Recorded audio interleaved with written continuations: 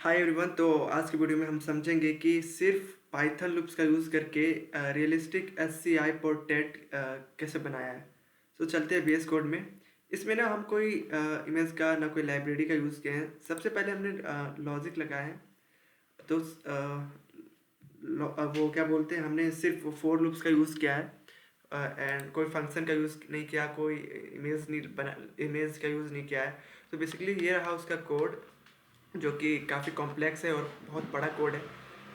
तो हमने ये कोड पहले ही कर चुका है, पहले इसमें बना बना लिए थे। और ये रहा इसका कुछ आउटपुट, जो कि एलियन गोल्ड का है।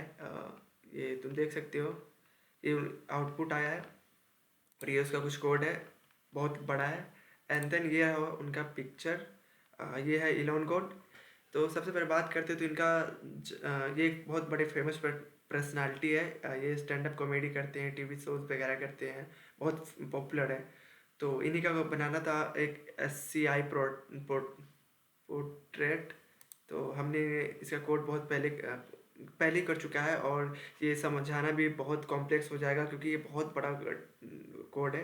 तो हमने एक वो बनाया है, ब्लॉग बना लिख रखा है मीडियम पे, वो खुद से लिखा है। तो हम लोग अब चलते हैं वहीं पे और समझते हैं कोड को।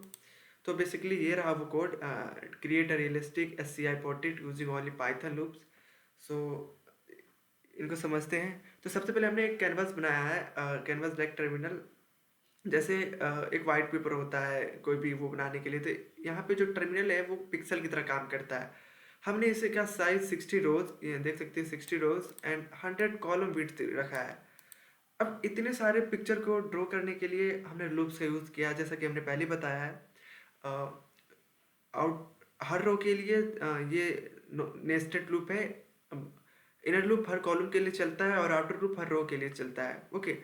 सो अब यहाँ पे भी लिखा हुआ है जैसे कि no image, no graphic library, just raw logic हमने किया है। अब जैसे कि यहाँ पे लिखा हुआ है the plate painting with text, तो हमने डार्क टोन्स का यूज़ करने के लिए हैशटैग का यूज़ किया है। अब मिड टोन्स को यूज़ करने के लिए स्टार्स का। अब लाइक जैसे स्किन है तो हमने स्टार्स का यूज़ किया है। अगर लाइट टोन्स के लिए हमने प्लस का यूज़ किया है। जैसे टर्मिनल में कलर्स अलाउ नहीं होते तो हमने करेक्टर्स के डेंसिटी को यूज़ किया। लाइक कुछ हैवी करेक्टर्स है, जैसे डार्क हो गया, लाइट हो गया, जैसे ब्राइट। कैरेक्टर्स के meaning hashtag use for deep shadow and strong outlines के लिए हमने हैशटैग का यूज़ किया है। स्टार्स का यूज़ किया है, this help blend skin areas and create smooth sending है, इसके लिए हमने स्टार्स का यूज़ किया है। और लाइट टोन का यूज़ किया है, place where light naturally hits the face की जगह हमने plus and edge the rate का यूज़ किया है नोज एंड आइज वाली पार्ट पे भी। एंड फाइनल हमने final details this character are critical for structure में हम लोग स्कल्स टू और भी बहुत सारे यूज़ किए हैं। सो बेसिकली ये तो यही था। अब चलते हैं आगे, डिकंस्ट्रक्शन द फेस को समझते हैं।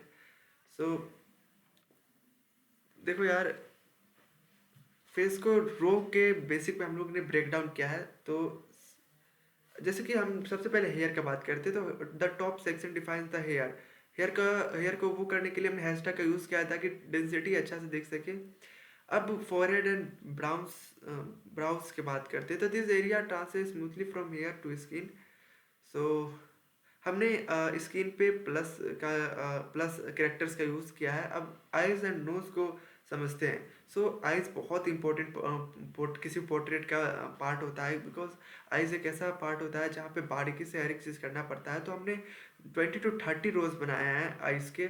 सो the eyes are slightly symmetrical. So यहाँ पे क्या हो रहा है ना कि this section defines the emotional of the portrait. Okay, the nose tip.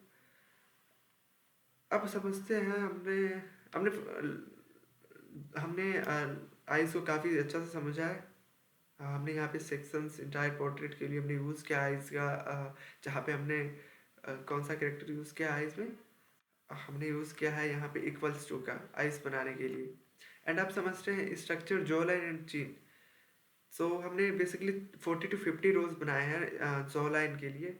कुछ कर्व करेक्टर है, लाइट टोन्स है इसमें। एंड देन हमने फिर रिटर्न कर दिया शो करने के लिए, शैडो शो करने के लिए हैशटैग का भी इसमें यूज़ किया है। एंड देन फेड आउट, इसमें 50 to 60 हमने रोज बनाए हैं। Rather than ending the portrait abruptly it fades naturally। Okay, so यहाँ क्या हो रहा है कि shoulders are build wider. Okay, so अब हम बात करते हैं composition framing. One subtle but important decision was left centre alignment. Okay, step 6 में हमने ये हो गया। एंड देन हमारा फाइनल थॉट है, this project reminder that code does not allows have about efficient. ये बता रहा है कि कोई लाइब्रेरी और इमेज का यूज़ नहीं किया, जस्ट लूप्स यूज़ किया है, कंडीशन एंड कैरेक्टर्स का यूज़ किया है, टर्निंग लॉजिक लगा के हमने फाइनल ये आउटपुट को जनरेट करवाया है। सो बेसिकली इस वीडियो में कुछ यही था। अब चलते हैं, वीडियो को यहीं समाप्त करते हैं।